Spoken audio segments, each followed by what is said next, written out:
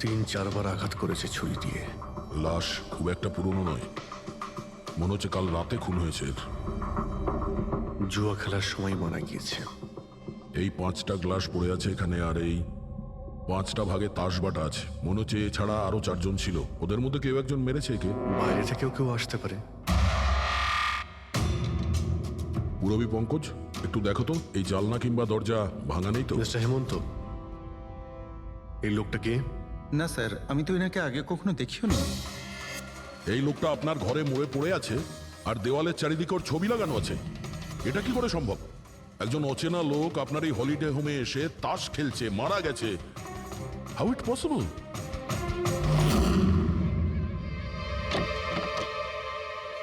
আচ্ছা, এখানে কোনো গার্ড নেই? ছিল স্যার, বহু বছর একজন গার্ড ছিল, কিন্তু ওই মাস চারেক আগে তার মৃত্যু হয়, ব্যাস তারপর থেকে আর কেউ নেই। আমি ভেবেছিলাম যে এবার একজন নতুন গার্ড রাখবো। আমায় বিশ্বাস করুন, আমি একদম সত্যি বলছি। আমি এই ভদ্রলোককে চিনিও না। উনি এখানে কি করছিলেন, ওনার ছবি এখানে কেন টাঙানো, আমি কিচ্ছু বুঝতে পারছি না।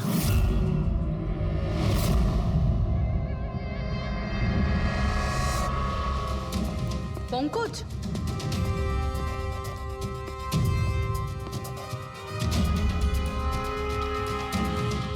স্যার স্যার, জোর করে তো কেউ ভেতরে ঢোকেনি। হ্যাঁ, পিছনের দরজায় তালা নেই কোনো, আর তার ছিটকানিটা বাইরে থেকে খোলা যায়। ওখান থেকে এসছে ওরা। আর স্যার, এই লিভিং রুমের যে জানলাটা আছে এর বাইরে একটা কাটার ঝোপ আছে। ঝোপের মধ্যে এইটা পেলাম স্যার, কাপড়ের টুকরো। মনে হচ্ছে কেউ এর উপরে নজর রাখছিল ওখান থেকে, আর তাড়াহুড়ো করে দৌড়তে গিয়ে তখন এই কাপড়ের টুকরোটা ওইখানে আটকে যায়। মৃত ব্যক্তি ছাড়া এখানে আরো 4 জন ছিল, আর একজন লোক বাইরে, সব মিলিয়ে 5 জন। তাহলে এই ক্রাইমের অন্তত 5 জন সাক্ষী আছে। যদি ওই 5 জনের মধ্যে একজনকেও ধরতে পারা যায়, তাহলে জানা যাবে কাল রাতে এখানে কি হয়েছিল। 3 জন লোক আছে যারা এই খুনটা সম্বন্ধে জানে, এবং তারা যে খুন হয়েছে তার ছবি দেখে চিনতে পেরেছেন। কখন আসছে ওরা? একটা সময়। 5 জনের মধ্যে 3 জন প্রথমবারই পাওয়া গেল, নট ব্যাড। আর স্যার, ওনারা নিউজ দেখে নিজেরাই আমাদের সঙ্গে দেখা করতে এসেছিলেন। অসাধারণ ব্যাপার। সমাজে যদি বাজে লোক থাকে, ভালো লোকও অনেক আছে স্যার। কিন্তু ওরা কাল রাতে রিপোর্ট লেখালো না কেন? স্যার স্যার, এরা ওই 3 জন, প্রীতম, রণবীর, বিক্রম। প্রীতম, রণবীর আর বিক্রম। তোমরা সবাই জানো ওই খুনটার ব্যাপারে? Yes sir. 3 জনের আলাদা করে স্টেটমেন্ট নাও। স্যার, যখন সিডের খুন হয়েছিল তখন আমি ওখানেই ছিলাম। সিড? ওর নাম সিড ছিল? হ্যাঁ স্যার। স্যার, আমি ওদের চিনতামও না।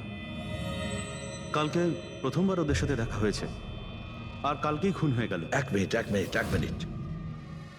সব কিছু ঠিক মতন বলবে। স্যার, আসলে ওই যে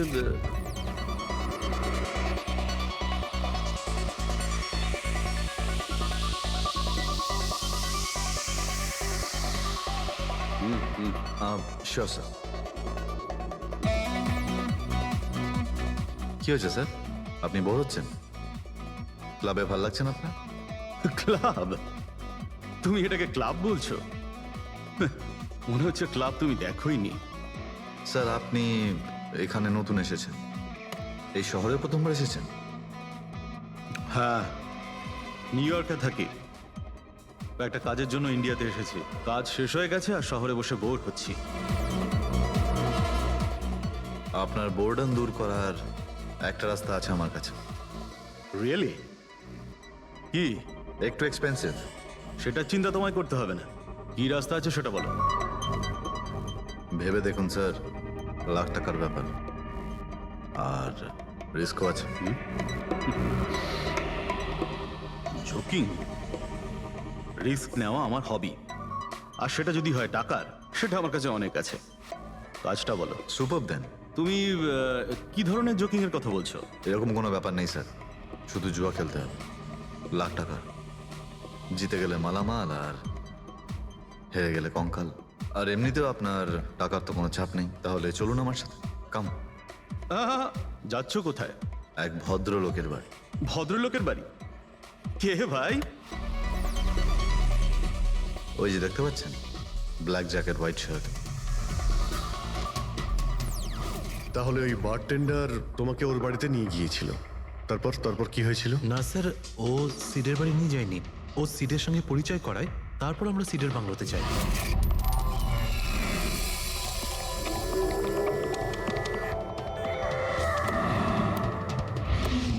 আর যখন আমরা ওখানে পৌঁছলাম তখন আগে থেকেই দুজন ওখানে ছিল।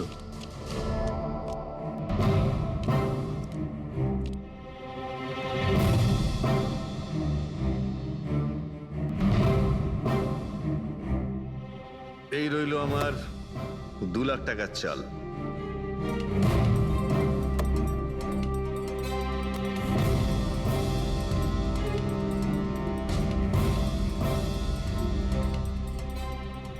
শো দেখা,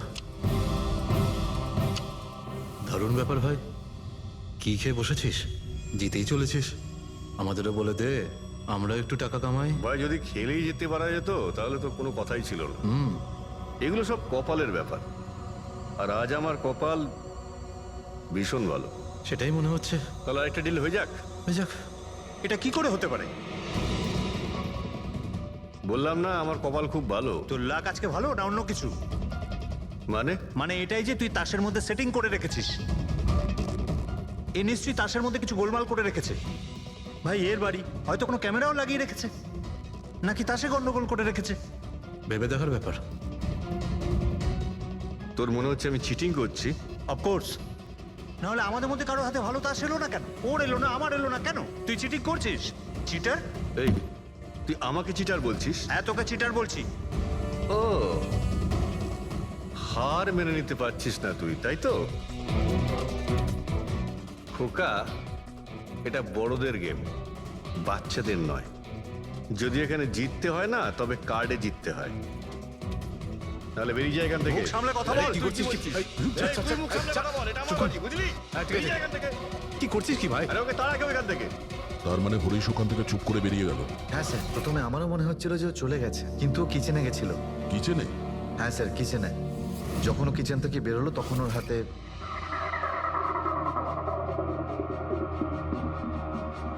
তুই আবার এসিস এখানে? তোকে বলেছি না এখানে আসবি না? বেরো এখান থেকে। কি হলো কি? এই তুই আবার হাত দিচ্ছিস গায়ে? আরে ভাই, আরে কি করলি কি তুই? আরে মেরে দিল ওকে। এটা এটা কি করলে? মেরে দিলে? আমি অ্যাম্বুলেন্সকে কল করছি, তোরা এখানে থাক। আরে মরে গেছো? পুলিশকে ফোন কর, না হলে আমরা সবাই ফেসে যাবো। পুলিশকে ফোন করলে আমরা বেঁচে যাব? জুয়া খেলছিলাম আমরা, বেআইনি এই জুয়া খেলা। হ্যাঁ, জুয়া খেলেছি, কাউকে মারিনি তো দেখ, আমরা। বেশি চালাকি করিস না। পুলিশ যদি আসে না, আমি একা ফাঁসবো না, সবাই মিলে ফাঁসবো। সেভ একটা কাজ করতে পারি, তোরা এখান থেকে যা, আমি কাজটা খতম করে আসছি। তোমরা কত টাকা হেরেছিলে? স্যার 30 লাখ। আমার প্রায় 50 লাখ মতন। স্যার 35 লাখ। এক মিনিট রণবীর, তুমি বলেছিলে যে সিড ওই সময় সাদা শার্ট পরেছিল। ইয়ে স্যার, উনি সাদা শার্টই পরেছিল। আর বিক্রম, তুমি বলেছিলে যে ও হলুদ শার্ট পরেছিল। হ্যাঁ স্যার, ও হলুদ শার্টই পরেছিল। ও সাদা বা হলুদ রঙের শার্ট পরেছিল না, একটু ব্লুইশ কালার ছিল শার্টটার, আমার ভালো মনে আছে। কিভাবে সেটা হয়? আমরা যখন লাশটাকে পেয়েছিলাম তখন ও হোয়াইট কালারের শার্ট পরেছিল, আর রণবীরও তো এই একই কথা বলছে। এটা কিভাবে সম্ভব? একই সময়ে আলাদা আলাদা ড্রেসে কিভাবে খুন হয়? স্যার, যখন মার্ডার হলো তখন এটা কেউ ছিলই না ওখানে। ছিল না মানে? মানে এটাই যে আমার ভালো মতো মনে আছে, এটা 6 মাস আগের ঘটনা। এরা ছিল না ওখানে। না স্যার, এটা পুরো 1 বছর আগের কথা। কি সব বলছে স্যার এরা? ফোন তো কাল রাতে হয়েছে, তাই না? এক্স্যাক্টলি, খুনটা গতকাল রাতেই হয়েছিল। আর সেই সময় উনি সাদা রঙের শার্টই পরেছিলেন। এক মিনিট, এসব তোমরা কি বলছো? কাল রাত, 6 মাস, 1 বছর আগে? হ্যাঁ স্যার। আই হোপ তোমরা একটা লোকের মার্ডারের কথা বলছো যা কাল রাতে হয়েছিল, তাই তো? আর তোমরা বলছো এই দুইজন ছিল না মার্ডারের সময়? স্যার, এরা দুজন ওখানে ছিল না। আমি যে মার্ডারের কথা বলছি সেটা 6 মাস আগে হয়েছে। স্যার, খুনটা কাল রাতেই হয়েছিল। আর সেই সময় যারা ছিল সেই দুজন অন্য কেউ ছিল, ওরা তখন ওখানে ছিল না। হ্যাঁ স্যার, ওরা ঠিক বলছে, আমিও চিনি না এদেরকে। তোমরা তিনজনে সিডের কথাই বলছো তো? আর মার্ডার হওয়ার আগে ও তোমাদের সঙ্গে চেরিস ক্লাবে দেখা করেছিল তো? আর তারপরে ও তোমাকে হেমন্ত বিলায় নিয়ে গেছে। না স্যার, ও আমাকে সংকল্প ম্যানশনে নিয়ে গেছিল। আর সেটা ওই ওই কীর্তি হিলসে, হ্যাঁ কীর্তি হিলসে ছিল। না স্যার, ও আমাকে ইয়াশ হাউসে নিয়ে গেছিল, যেটা কার্টিস রোডে রয়েছে। একটাই লোক তিনবার তিন জায়গায় 3 রকম আলাদা আলাদা জামা কাপড় পরে কি করে মরতে পারে? হ্যাঁ সালুকে বলো। আচ্ছা ঠিক আছে, ওকে। অজিত, সালুকে কোনো সূত্র খুঁজে পেয়েছে। তোমরা যাও সালুকের সঙ্গে দেখা করো, আর ততক্ষণে আমি এদেরকে একটু জিজ্ঞাসাবাদ করি।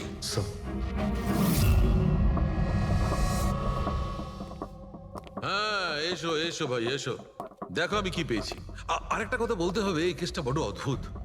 হ্যাঁ ডক্টর সালুকে, কেসটা তো খুবই অদ্ভুত, আর যেগুলো আমরা জানতে পেরেছি ওগুলো। আরে না ভাই, ওইটাও তো অদ্ভুত নয়, আমি যেটা তোমাদের বলতে যাচ্ছি সেটা অদ্ভুত। হ্যাঁ কি হলো, তুমি এদিক ওদিক কি দেখছো? কিছু না। ঠিক তো? না না, আমি আপনার কথাই শুনছি। কি বলছেন স্যার? ও আচ্ছা আচ্ছা, হ্যাঁ তো আমি কি বলছি, ও হ্যাঁ অদ্ভুত। দেখো আমি এর রক্তের সঙ্গে সঙ্গে রক্তের মতো আর একটা জিনিস পেয়েছি। রক্তের মতো? স্যার স্যার আপনার সন্দেহ একদম ঠিক ছিল, এটা ডাই ছিল। আরে সারিকা, তুমি এসে গেছো? মানে আমি বলতে চাইছি, কি বলছো তুমি? লাল ডাই কি করে? আরে বাহ, কনসেন্ট্রেশন ফিরে পেয়েছো তুমি? আরে আমার কনসেন্ট্রেশন কোথায় গিয়েছিল? তোমরা সব সময় না আমার পিছনেই পড়ে থাকো। ও আচ্ছা আচ্ছা। আমি সিডের বডি থেকে এই প্লাস্টিক ব্যাগটা পেয়েছি।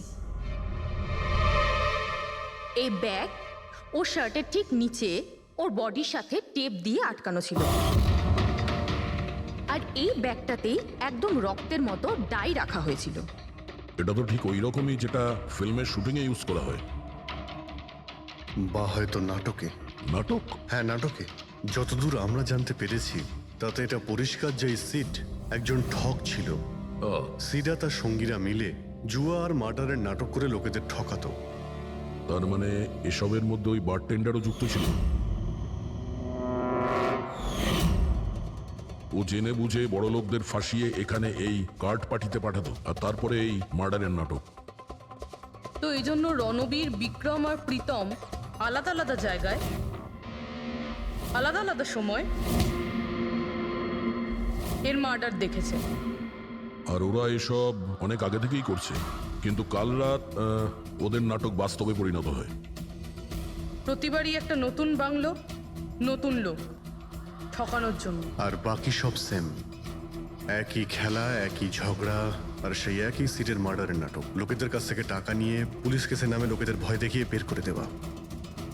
সব কিছু সেম টু সেম। প্ল্যান তো খুব ভালো ছিল, কিন্তু কালকে হঠাৎ মার্ডার কি করে হয়ে গেল? কারণ কালকে রাতে একটা গন্ডগোল হয়েছে। মানে? 1 মিনিট।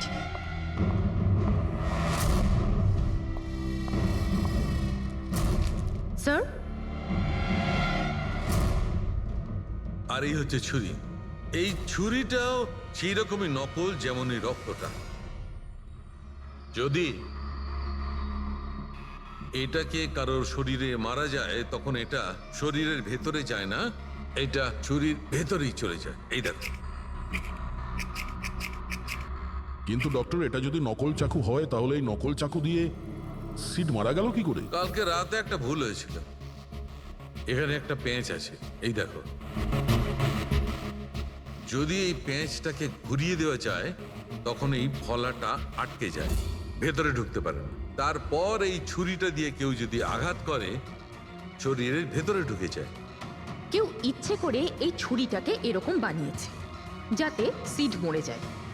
এরকম তো সেই লোকটাই করতে পারে যে এই খেলার ব্যাপারে সব কিছু জানতো। এটা বোধহয় সে যে লিভিং রুমের ব্যালকনিতে ছিল, যার কাপড়ের টুকরো আমরা পেয়েছিলাম। আর দ্বিতীয়ত, আমাদের খুনির কাছে সে পৌঁছবে যে বাকি লোকেদের কার্ড পার্টি পর্যন্ত পৌঁছেছে। ওই bartender Dinesh. Excuse me? I am sorry sir, এখনো ক্লাব ওপেন হতে বেশ কিছুটা সময় বাকি আছে। Sorry sir. আমরা একটা কেসের ব্যাপারে এখানে এসেছি। আমরা সিআইডি থেকে। সিআইডি? হ্যাঁ বলুন স্যার, আমি কি করতে পারি আপনার জন্য? স্টাফেদের সঙ্গে কিছু কথা আছে। স্টাফেরা এখানে আছে? এখন সবাই তো এখানে নেই, কিছু লোক আছে যারা লকার রুমে ইউনিফর্ম চেঞ্জ করছে। আপনাদের একজন বারটেন্ডার দিনেশ, সে কোথায়? ম্যাম কাল থেকে ও কাজে আসেনি, জানি না না বলে কোথায় গেছে। আচ্ছা স্যার, ব্যাপারটা কি? ও কিছু ঘটিয়েছে নাকি? করেছে কি করেনি সেটা পরে আপনি জানতে পারবেন। আপাতত আপনি ওর অ্যাড্রেস দিন আমাদের। স্যার, ও এখানে যে অ্যাড্রেস দিয়েছিল সেটা ভুল অ্যাড্রেস। অ্যাকচুয়ালি ও যখন উধাও হয়ে গিয়েছিল এখানে অ্যাড্রেস বুক থেকে ওর সব ডিটেলস বার করেছিলাম আমি, কিন্তু তারপর দেখলাম যে অ্যাড্রেসটা ভুল।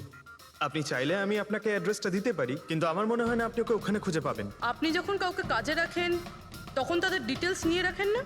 আপনি কি জানেন আপনার এই বারকে সামনে রেখে ও লোককে ঠকাতো? হোয়াট? আর আমরা এখন ওকে একটা খুনের ব্যাপারে খুঁজছি। Murder? I am sorry ma'am, আমি সত্যি জানতাম না। সেই জন্যই আগে থেকে ভালো করে খোঁজ নিতে হয়। রুলসগুলো আপনার ভালো করে ফলো করা উচিত ছিল। আগে থেকে এগুলো করলে আজকে এরকম প্রবলেম হতো না। I am sorry sir. আচ্ছা, এই দিনের সম্পর্কে আর কি বলতে পারো? কিছু জানো ওর সম্পর্কে? না স্যার, তেমন বিশেষ কিছু নয়, কারণ ও খুব কম কথা বলতো, বেশিরভাগ চুপ করেই থাকতো। সেই জন্য ওর বন্ধু কম ছিল, শুধু এক মেয়ে ছাড়া, মানসী। ও এখানে ওয়েট্রেসের কাজ করে। ওদের মধ্যে ভালো ভাব ছিল, যদিও ওরা দুজনে কোনোদিন এটা প্রকাশ করেনি, কিন্তু আমার মনে হয় যে ওদের মধ্যে প্রেমের সম্পর্ক ছিল। তো আপনি মানসীকে জিজ্ঞেস করেননি কি ছিল ওদের মধ্যে? জিজ্ঞেস করেছিলাম ওকে, কিন্তু ও নিজেও জানে না। কোনো ব্যাপার না, মানুষকে একবার ডাকুন তো। ঠিক আছে স্যার। স্যার, মানসী। মানসী, দিনেশ তোমার বন্ধু ছিল? ছিল মানে? ও ঠিক আছে তো? দেখো, একটা খুন হয়েছে, আমরা সন্দেহ করছি দিনেশ ওটাতে ইনভলভ আছে। আমরা ওকে খুঁজছি। তুমি জানো কোথায় আছে ও? আমি নিজেই অনেক টেনশনে আছি, ওর ফোনও লাগছে না। আর ও এখানে যে অ্যাড্রেসটা দিয়েছিল সেটাও নকল। আর আপনারা বলছেন যে ও কোনো মার্ডারের সাথে যুক্ত? আচ্ছা, আপনি তো ওকে খুব ভালো করেই জানতেন না? হ্যাঁ স্যার, আমরা একে অপরকে ভালোবাসতাম আর আমরা বিয়েও করতে চলেছিলাম। সেই জন্য ও কিছু টাকা জোগাড় করতে চাইছিল। আচ্ছা, ও এই টাকাটা ক্লাবের চাকরি থেকে জমাচ্ছিল নাকি অন্য কোনো সাইড বিজনেস ছিল ওর? চাকরি ছাড়া ও শেয়ার বিজনেসে ও টাকা লাগিয়েছিল। আর আমাকে বলতো যে ও অনেক টাকা রোজগার করছে, আমাকে দামি দামি গিফট দিত আর দামি দামি রেস্টুরেন্টও নিয়ে যেত। তো ও তোমায় ওর ঠকানোর বিজনেসের ব্যাপারে কিছুই বলেনি? ওর কোনো ছবি আছে তোমার কাছে? হ্যাঁ আছে।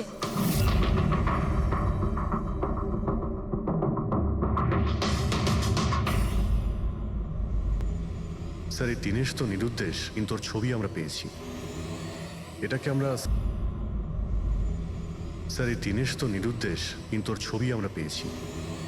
এটাকে আমরা সার্কুলেট করে দিচ্ছি। হ্যাঁ, করাও অভিজিৎ, করাও। তিনজনের স্কেচ তো করা হচ্ছে। একটা কথা তো পরিষ্কার যে চারজন সবাই একসঙ্গে কোনো গর্তে লুকিয়ে বসে আছে। হ্যাঁ স্যার। স্যার, এরা ঠক কিন্তু খুনি নয়। ভুল করে এদের হাতে খুন হয়ে গেছে।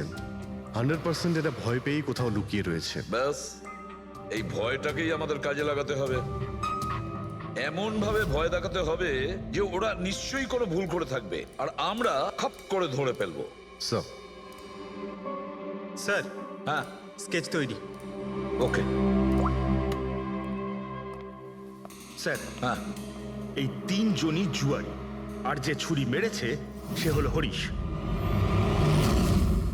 একটা কাজ করো, এই তিনটে স্কেচই আর ওই বারটেন্ডারের ছবি প্রতিটা police station, railway station, bus stand, লজে সব জায়গায় পাঠিয়ে দাও। আর সমস্ত নিউজ চ্যানেলেও পাঠিয়ে দাও। আর ওদেরকে জানিয়ে দাও যে 24 ঘন্টা যেন এদের ছবি দেখানো হয়। প্রত্যেকটা বাড়িতে এদের ফটো দেখাতে হবে। তারপরে দেখবো কতদিন লুকিয়ে থাকে আমাদের হাত থেকে। এই চারটে ফটো খুব ভালো করে দেখুন। এই চারজন এই হত্যাকাণ্ডে জড়িত। এদের ব্যাপারে কোনো রকম সূত্র বা কোনো রকম খবর পেলে সিআইডি কে এই নাম্বারে খুব তাড়াতাড়ি যোগাযোগ করবেন। এরা খুবই ভয়ানক। এরা সবাই ইন্ডাস্ট্রিয়ালিস্ট হেমন্ত কুমারের ফার্ম হাউসে নিজেরই এক বন্ধুকে খুন করে পালিয়ে গেছে। পুলিশরা অনেকক্ষণ ইনভেস্টিগেশন করার পরেও সেখান থেকে কোনো কিছুই খুঁজে পাওয়া যায়নি। সিআইডি এদের সবাইকে খুঁজছে। এই হলো এদের ফটো।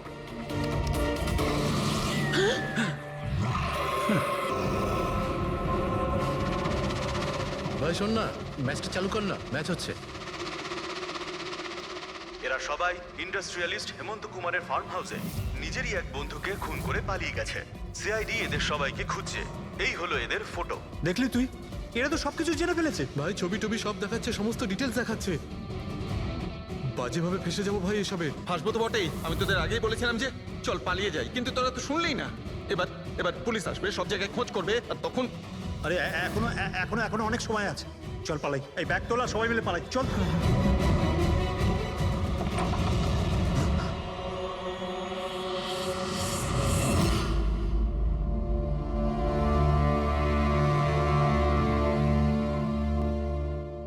স্যার, সিট তো আমার খুব ভালো বন্ধু ছিল, আমার পার্টনার ছিল, সব কিছু ঠিকঠাক চলছিল, এতদিন ধরে কোনো গোলমাল হয়নি। ওই রাতে কি যে হলো, আমি তো অন্যান্য বারের মতোই নকল ছুড়েই মেরেছিলাম, কিন্তু মানে মানে জানি না কিভাবে কিভাবে মরলো, আমি জানি না। এও জানে না। ওসব নাটক বন্ধ করো আর সত্যি করে বলো, বলো। স্যার, আমরা ধনী আর এনআরআই লোকদের বোকা বানিয়ে ঠকাতাম, আর দিনেশ ওই জেরিস ক্লাব থেকে এই ধরনের বোকাদের সিডের কাছে আনতো। তারপর আমরা সেই বড় লোক এনআরআই লোকগুলোকে কোনো খালি নির্জন বাংলোয় নিয়ে যেতাম, যেটা আমরা প্রথম থেকেই সিডের বাংলোর মতো সাজিয়ে রাখতাম। হ্যাঁ স্যার, আমার একটা বিজনেসও আছে স্যার, রিয়েল এস্টেটের বিজনেস। তাই স্যার এই কাজের জন্য এরকমই খালি শুনশান বাংলোর খোঁজ করতাম আমি স্যার, আর তারপর অ্যাভেলেবেল করাতাম এই কাজের জন্য স্যার। স্যার প্রথমে আমরা মুরগিকে জিততে দিই, আর তারপর যখন সে ভরসা পেয়ে যায় তখন সিট জেতা শুরু করে দেয়। এই সব কিছুর প্ল্যান থাকতো স্যার, সিট জিততেই থাকতো, আর আমি আর ওরা আমার মধ্যে ঝগড়া শুরু হতো, আর আমি রেগে গিয়ে ওকে খুন করে দিতাম, মানে মিথ্যে করেই। এসব দেখে ধনী এনআরআই লোক ঘাবড়ে যেত আর ওদের টাকা পয়সা ফেলে পালিয়ে যেত। ওঠে পর, নাটক শেষ, চলে গেছে ও।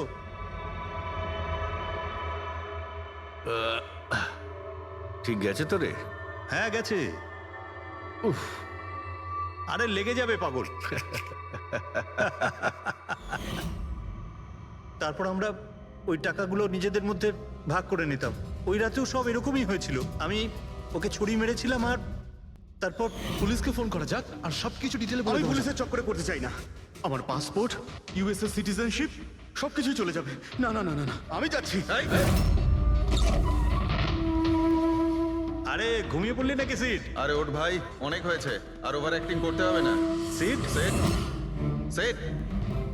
আরে এই তো সত্যি মরে গেছে। আরে ছুরিটা সত্যি সত্যি লেগে গেল নাকি ওর? আরে কি বাজে কথা বলছিস কি তুই? আরে সিট ওঠ না। সিট ওঠ না।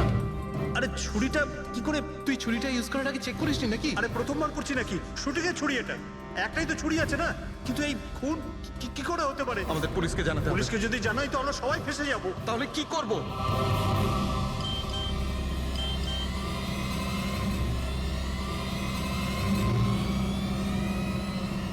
তোর খেলাটা ভেস্তে গেছে ভাই। কি? এই এই এটা দেখ, এই দেখ, ফটো আছে। আরে আমি এই ফটোগুলো এখনই পাঠাচ্ছি পুলিশের কাছে অ্যাড্রেস সহ, ওরা এক্ষুনি ওখানে এসে পড়বে। তোর খুব শখ হয়েছিল না খেলা, এবার দেখি পুলিশের সাথে কেমন লুকোচুরি খেলিস। তুমি বলছো যে তোমরা ওখানে টাকা ফেলে পালিয়ে গিয়েছিলে? হ্যাঁ স্যার, পুরো 90 লাখ টাকা ছিল স্যার। আমরা সব ফেলে পালিয়েছিলাম। কিন্তু আমরা তো ওখানে কোনো টাকা পাইনি। আমি কিছু জানি না ম্যাম, ওই টাকাটা কোথায় গেছে, ওই নকল ছুরিটাই বা আসল কি করে হয়ে গেল, সিডের খুন কি করে হয়ে গেল, আমি কিচ্ছু জানি না ম্যাম। কেউ তোমাদের জালে তোমাদেরই ফাঁসিয়ে দিয়েছে, বুঝেছ? দেখো, এমন কেউ আছে যে তোমাদের এই খেলার ব্যাপারে সব কিছুই জানতো। ওই ছুরিটা নিয়ে কোনো গন্ডগোল করেছিল আর তাতেই সিট মারা যায়। আর ওই দিনেশ, ও কোথায়? সিড মারা যাওয়ার পর আমি দিনেশকে ফোন করেছিলাম, আমার কথা শুনে ও খুব ঘাবড়ে গেছিল, বললো কি যে ওই শহর ছেড়ে চলে যাবে। দিনেশ তো তখন থেকেই উধাও। তাহলে কি পুরো প্ল্যানটা আবার দিনেশ করেনি তো? ওখানে রণবীরকে পাঠায় আর হরিশের ছুরিটাই চেঞ্জ করে দেয়, আর তারপরে দিনেশ ব্যালকনিতে লুকিয়ে পড়ে। আর ওখান থেকে দিনেশ ফটো তুলেছে স্যার, আর হরিশকে পাঠিয়েছে, আর তারপর বলেছে যে পুলিশ আসছে, তাই এরা সব ভয় পালিয়ে গেছে। 90 লক্ষ টাকা ছেড়ে পালিয়ে গেছে। তার মানে দিনেশ আমাদের সাথে বেইমানি করেছে। বাহ, সবাইকে ঠকায় যে লোক, যখন তাদের সাথে এরকম হলো খারাপ লাগছে।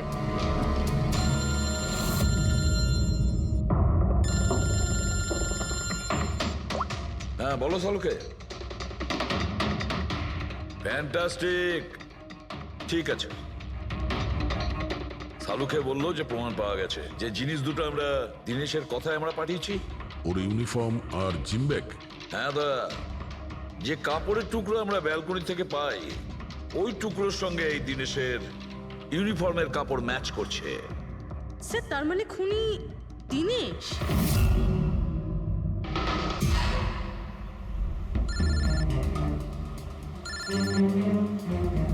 এসিপি স্যার, হ্যালো, কি জিটি রোড? ঠিক আছে স্যার, ওকে ওকে। জিটি রোডে যেতে হবে। দিনেশকে জিটি রোডের বাজারে দেখা গেছে।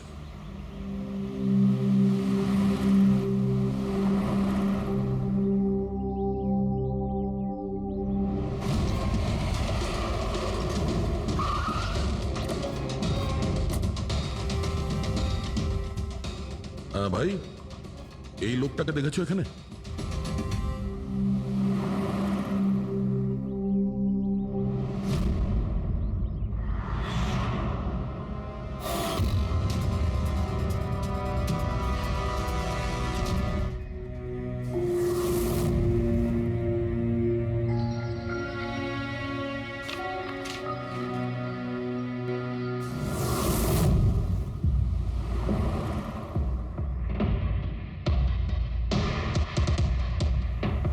আচ্ছা এই যে দাদা, একে দেখেছেন? হ্যাঁ দেখেছি তো, কোথায়? ওই তো ওখানে দাঁড়িয়ে রয়েছে। আগে? হ্যাঁ আগে। থ্যাঙ্কস থ্যাঙ্কস, চলো। মা, বাবা, আমায় ক্ষমা করে দিও। আমি তোমাকে অনেক কষ্ট দিয়েছি, তোমাদের মান সম্মান ডুবিয়ে দিয়েছি। কিন্তু একটা সত্যি কথা, আমি খুনি নই, আমি কাউকে খুন করিনি। আমি শুধু একটু টাকা ইনকাম করতে চেয়েছিলাম, কিন্তু আমি জানতাম আজ নয়তো কাল পুলিশ আমাকে ধরেই নেবে। এটা হওয়ারই ছিল।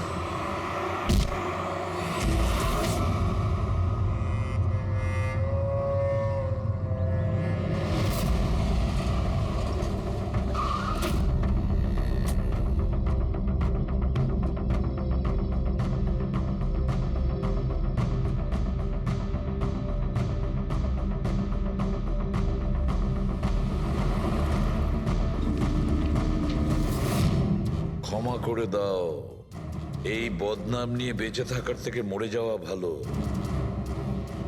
স্যার আমরা সিসিটিভি ফুটেজ চেক করে দেখেছি, ওকে দেখে ওখানে ডিপ্রেসড মনে হচ্ছিল। স্যার মনে তো হচ্ছে না কেউ ওকে ফোর্স করেছিল, ও নিজের ইচ্ছেতেই মারা গিয়েছে। সুইসাইড নোট পড়ে তো মনে হচ্ছে স্যার ও এই কাজের ব্যাপারে খুব লজ্জিত ছিল। ও এ ব্যাপারে জড়িত তো ছিল, কিন্তু সিটকেও মারেনি। স্যার দিনেশ নয় তো আর কে হতে পারে? এদের এইসব খেলার ব্যাপারে আর তো কেউ জানতোই না। এরকম ব্যাপার নয় তো যে এরা যাদেরকে ঠকিয়েছিল ওদের মধ্যে কেউ এদের থেকে প্রতিশোধ নিচ্ছে? হতে পারে। একটা কাজ করি, আমরা বোর্ডের ওপর পুরো সাসপেক্টদের নাম লিখি, ওদের ফটোগুলো ওই সাসপেক্ট মানে ওই এনআরআই যাকে হরিশ আর তার দুই বন্ধু মিলে ঠকিয়েছে,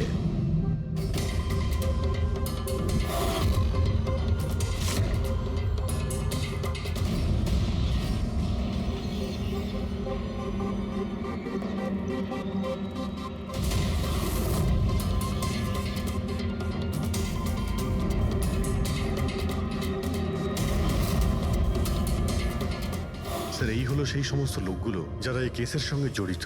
অভিজিৎ খোঁজ নিতে হবে খুনের সময় এরা কোথায় ছিল। পুরো ইনফরমেশনটা আমরা এয়ারপোর্ট ইমিগ্রেশন থেকে পেয়ে যাব।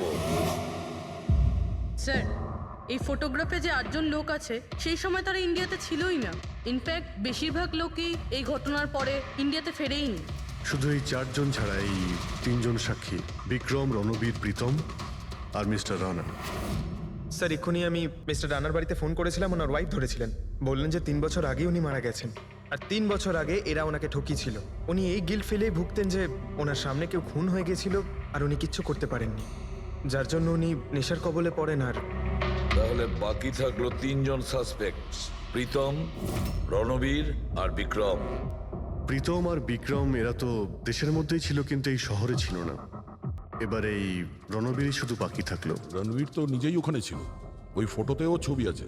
হ্যাঁ স্যার, ও একই সাথে ব্যালকনি আর হল তাতে থাকতে পারে না। এটা অন্য কেউই হবে। তাহলে কে হতে পারে এই খুনি? পঙ্কজ, মিস্টার রানা 3 বছর আগে মারা গেছেন, ওনার পুরো ডিটেলসটা আমার চাই। স্যার,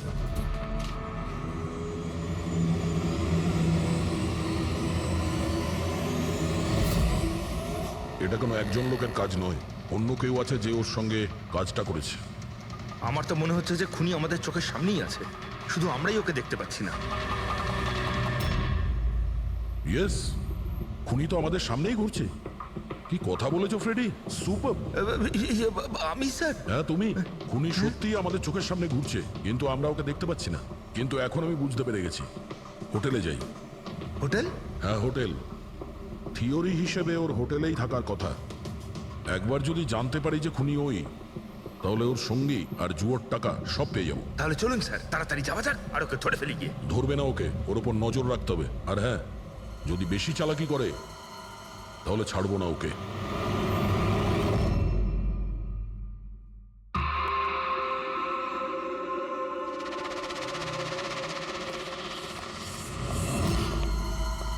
এক্সকিউজ মি, হ্যাঁ স্যার। আমি আপনার ফোন থেকে একটা ফোন করতে চাই। করুন স্যার। ওয়েল, আমার একটু প্রাইভেট কথা ছিল আর কি। এছাড়া কি আপনার কাছে অন্য কোনো ফোন আছে? স্যার ওইটাই চলে যান, ওটা থেকে কথা বলে নিন। Thank you. Thank you.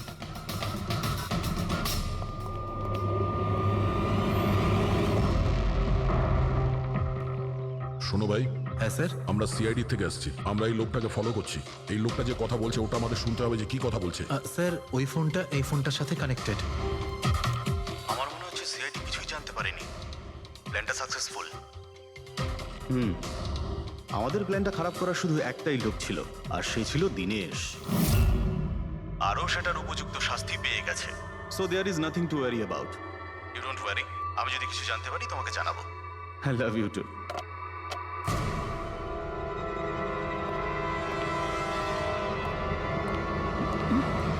এই,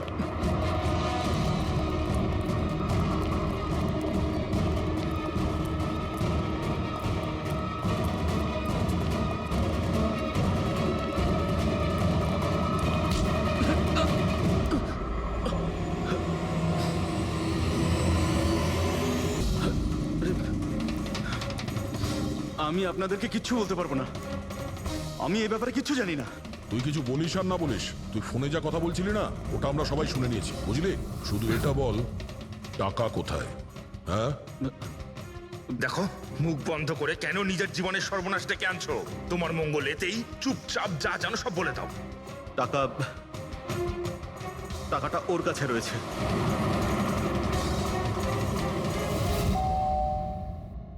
একটু দেখ তো মা, কে বেল বাজাচ্ছে?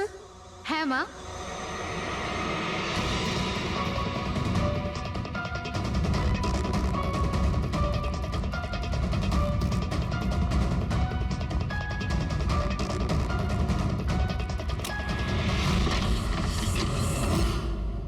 হাই, চিনতে পেরেছো? স্যার, মানসী। অ্যাকচুয়ালি আমরা আপনার বাড়ির তল্লাশি নিতে চাই। Search warrant.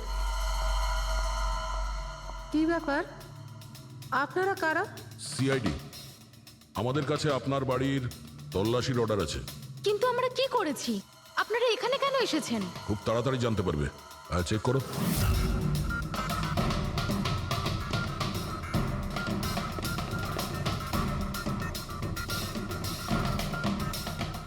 দয়া স্যার।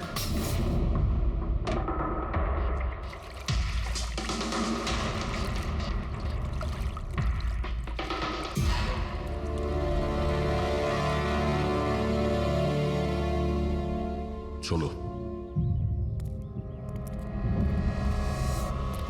এই নোটগুলোতে রক্ত লেগে রয়েছে। ডিএনএ টেস্ট করলেই জানতে পেরে যাব যে এই রক্তটা সিডের, তাই না? এবার বলো, কিছু জিজ্ঞেস করবে? এখন এ জিজ্ঞাসা করবে না, আমরা জিজ্ঞাসা করব ব্যুরোতে।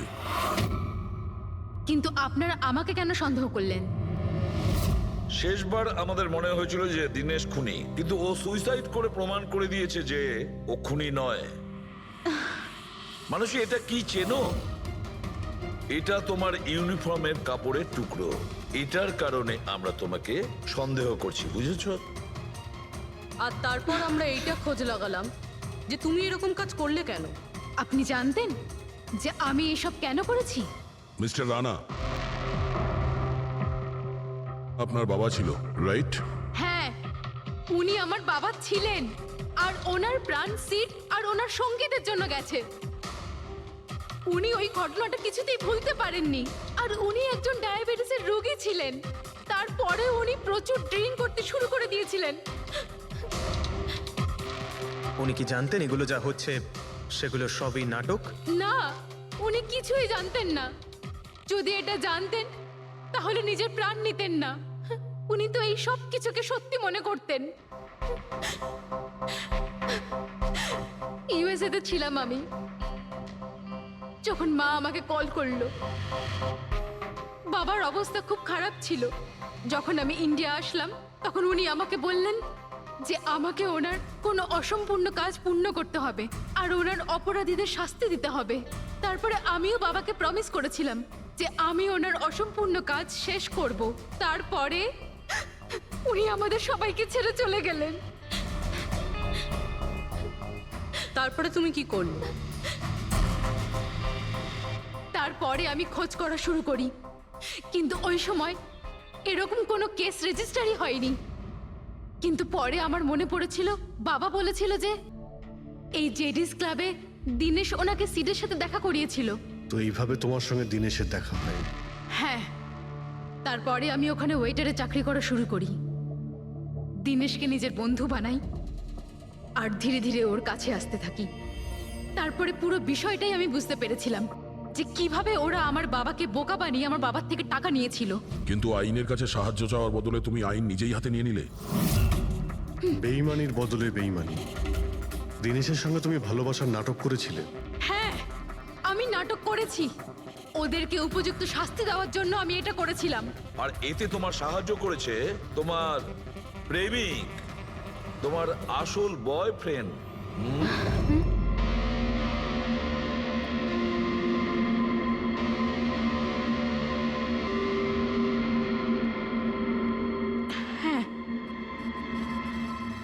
আমরা দুজনে মিলে প্ল্যান করেছিলাম।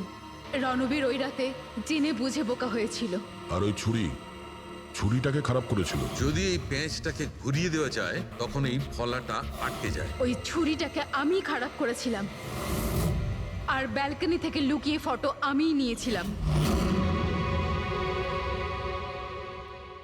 তারপরে আমি ওই ফটো হরিশকে পাঠিয়েছিলাম, আর ওদেরকে ওখান থেকে তাড়িয়ে দিলাম, আর আমি টাকাগুলো নিয়ে ওখান থেকে বেরিয়ে পড়লাম। আমি আমার বাবাকে দেওয়া প্রমিস পূরণ করেছি।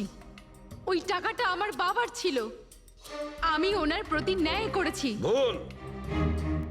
ওই ন্যায় বিচার করা তোমার কাজ নয়, সেটা করবে আদালত। তুমি আইন নিজের হাতে নিয়েছিলে আর একটা খুব মস্ত বড় অপরাধ করেছো। আইন তোমাকে কঠোর থেকে কঠোরতম শাস্তি দেবে। তোমাদের দুজনকে কঠোর শাস্তি দেবে।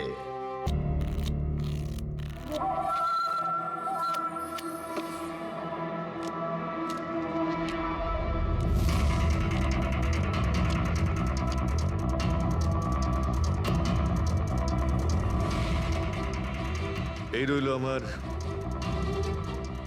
2 লাখ টাকার চাল।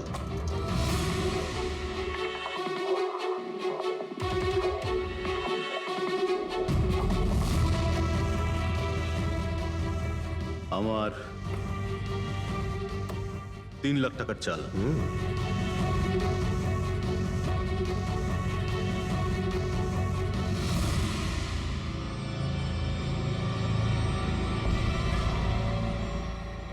শো, মনে হচ্ছে আজকে আমার দিনটা খুব ভালো। আমাকে হারানো আজ তোমাদের পক্ষে সম্ভবই নয়। সম্ভব না, তাই না? হ্যাঁ, দাঁড়া দেখাচ্ছি।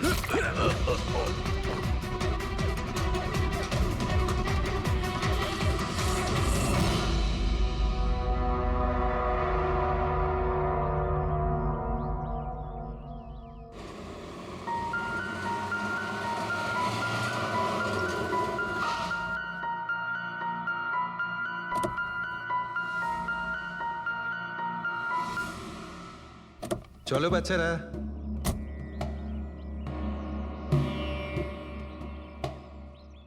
ভীষণ ক্লান্ত লাগছে, এত লম্বা ড্রাইভ। হেমন্ত, তুমি তো জানো আমরা ভ্যাকেশনে এসেছি, তাহলে কিছুদিন তুমি বিশ্রাম করে নিও। ওকে ওকে বাবা, ঠিক আছে, দরজা তো খোলো, আমি লাগেজগুলো নিয়ে আসছি। হ্যাঁ। এসো।